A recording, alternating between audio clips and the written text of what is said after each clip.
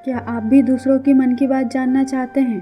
तो इसके 3 तरीके हैं। मैं आपको ये तरीके एक कहानी के माध्यम से समझाती हूँ। एक बार एक राजा शिकार करने के लिए जंगल में जाता है। उसे एक हिरण दिखता है।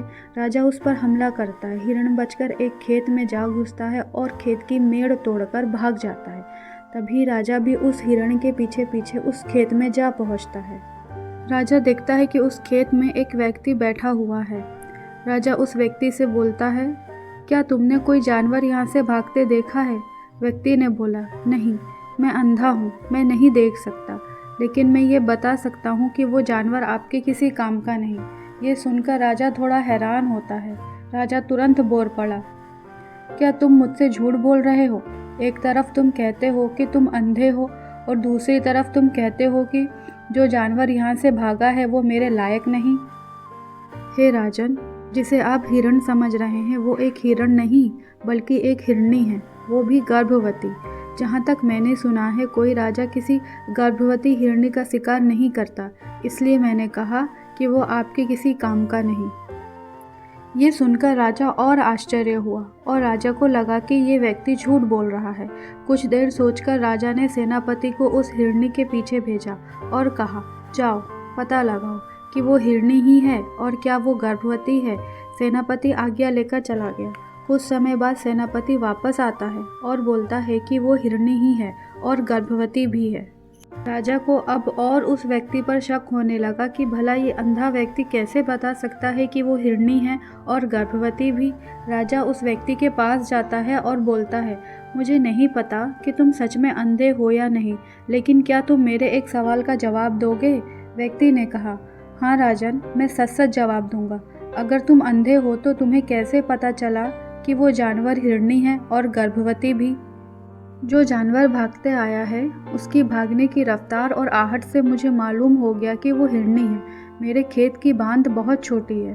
अगर कोई हिरण होता तो आराम से उसे छलांग लगाकर भाग सकता था, लेकिन हिरनी इसे तोड़कर भागी है, जिससे पता चलता है कि वो गर्भवती है। अगर वो छलांग लगाती तो उसके बच्चे को नुकसान हो सकता था। राजन बोला, किंतु ये कैसे पता कि वो हिरनी ही है? कोई और जानवर भी तो हो सकता था। इस पर व्यक्ति बोला, हे राजन, मेरी सुनने की शक्ति बहुत तेज है और मैं भाप जाता हूँ। मैं बहुत दिनों से दिन और रात बस यहीं बैठा रहता हूँ और इसी आधार पर मैं ज़ोर ज़ोर से चिल्लाता हूँ कि ताकि वो जानवर मेरे खेत से भाग जाए और फसलों को खराब ना करे। ये जवाब सुनकर राजा संतुष्ट हो गया और सोचने लगा कि ये व्यक्ति भले अंधा हो लेकिन ज्ञानी मालूम होता है। लेकिन राजा अभी भी उस व्यक्ति की परीक्षा लेना चाहता था। तभी राजा उस व्यक्ति से पूछता है, मेरे एक सवाल का और जवाब दोगे? व्यक्ति बोला, जी राजन, पूछें। राजन बोला, बताओ कि मेरी पत्नी पतिव्रता है या नहीं? ये सुनकर व्यक्ति बोला, राजन, ये कैसा सवाल है? राजा बोला, बताओ, नहीं तो मैं तुम्हें फांसी दे दूंगा। व्यक्ति बोला, ठीक है राजन, लेकिन आपको मेरे से एक वादा करना होगा कि आप मुझ पर गुस्सा नहीं करेंगे। राजा ने वादा किया। फिर व्यक्ति बोला कि इसके लिए आपको अपनी पत्नी को मेरे साथ एक कमरे में अकेले कुछ समय के लिए छोड़ना होगा। राजा मान गया और ऐसा ही किया। उस व्यक्ति ने राजा की पत्नी से बोला, मैं आपको छूना चाहता हूँ। ये सुनकर राजा की पत्नी बहुत गुस्सा हो गई और उसे ज़ोर ज़ोर से चिल्लाते हुए हाथ घूंसों से मारने लगी। व्यक्ति अपनी जान बचाकर जैसे तैसे भागता हुआ राजा के पास पहुँचा और बोला कि हे राजन, आपकी पत्नी पतिव्रता नहीं है। ये सुनकर राजा बहुत गुस्सा हुआ और अपनी पत्नी से बोला, बताओ कि तुम पतिव्रता हो या नहीं? अगर तुमने झूठ बोला तो मैं तुम्हें फांसी दे दूंगा। ये सुनकर पत्नी ने बोला, हे राजन, भले ही आप मुझे फांसी दे दे, पर मैं पतिव्रता नहीं हूँ। ये सुनकर राजा व्यक्ति से पूछता है कि तुम्हें कैसे पता कि मेरी पत्नी पतिव्रता है या नहीं? ये सुनकर व्यक्ति ने बोला, हे राजन, मैंने बस आपकी पत्नी से इतना ही कहा था कि मैं आपको छूना चाहता हूँ। ये सुनकर आपकी पत्नी बहुत गुस्सा हो गई और ज़ोर ज़ोर से चिल्लाते हुए मुझे हाथ घूंसों से मारने लगी। मारना भी तो छूना ही हुआ ना राजन? ये सुनकर राजा उस व्यक्ति की बातों से प्रभावित होता है और बोलता है कि मेरे एक और सवाल का जवाब दो। व्यक्ति ने बोला, जी राजन, पूछें। राजा ने बोला, क्या मैं अपने ही पिता का पुत्र हूँ या नहीं? ये बात सुनकर व्यक्ति ने बोला, हे राजन, इस बात से आपका क्या लेना देना कि आप अपने ही पिता के पुत्र हैं या नहीं, लेकिन आप हो तो इस राज्य के राजा ही ना। राजा ने बोला, बताओ, नहीं तो मैं तुम्हें फांसी दे दूंगा। व्यक्ति ने बोला, ठीक है राजन, मैं आपको बताता हूँ, लेकिन आपको मुझसे वादा करना होगा कि आप मुझ पर गुस्सा नहीं करेंगे। राजा ने वादा किया।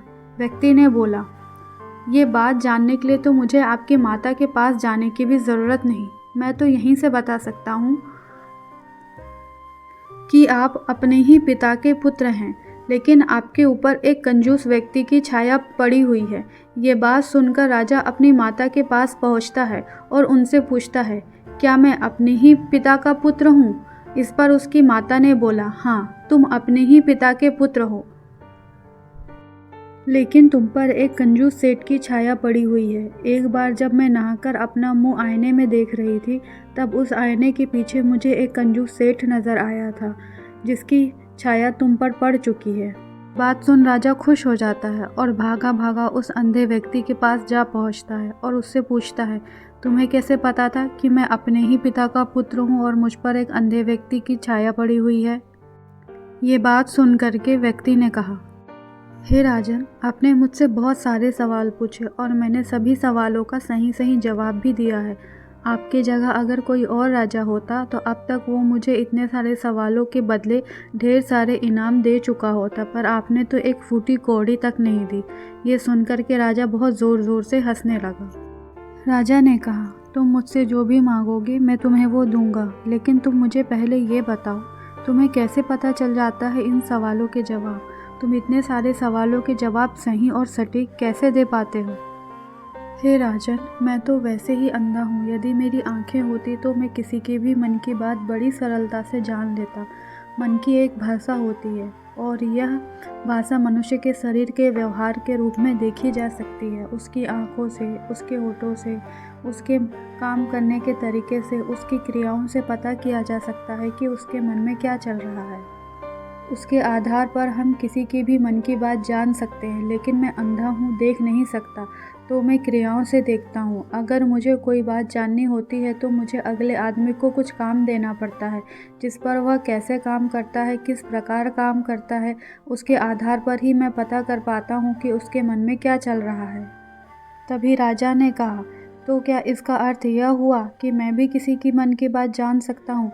इस पर उस व्यक्ति ने कहा, हाँ राजन, उसके पहले आपको अपने ऊपर काम करना होगा और वह काम है अपने मन को शांत कर अपने मन को वर्तमान में लाना, जिसके लिए आपको मैं 3 तरीके बताने वाला हूँ। तीनों तरीके बड़े ही आसान और सरल हैं, किंतु उससे पहले आपको एक काम करना होगा। हे राजन, आपको अपने मन को एकाग्र कर वर्तमान में लाना होगा, क्योंकि वह व्यक्ति अभी भी वर्तमान में ही सोच रहा है। अगर आप खुद अपने अतीत में खोए रहेंगे तो आप किसी की मन की बात वर्तमान में नहीं जान पाएंगे। पहला तरीका है आँखों में देखना। किसी व्यक्ति से बात करते वक्त उसकी आंखों में देखना, उस पर ध्यान देना सबसे ज़्यादा ज़रूरी है, क्योंकि आंखें बोलती नहीं लेकिन बहुत कुछ कह जाती है। यदि हम किसी व्यक्ति के आंखों के इशारे को समझना सीख जाएं, तो जान पाएंगे कि व्यक्ति के दिमाग में क्या चल रहा है, वो क्या सोच रहा है और अभी क्या करने वाला है। आंखों पर ध्यान दो, जैसे कि उनका आकार कैसा है, कब, कहाँ और किधर देख रही हैं। यदि उसकी आंखें ऊपर नीचे घूम रही है, जैसे कि कोई व्यक्ति जैसे चोर होता है, यदि हम उसकी आंखों में देखते हैं तो पता चल जाता है कि उसने कोई गलती करी है। अगर आपको ये पता लगाना है कि सामने वाला व्यक्ति आपसे झूठ बोल रहा है या सच, तो उसकी आंखों में देखना अति आवश्यक है।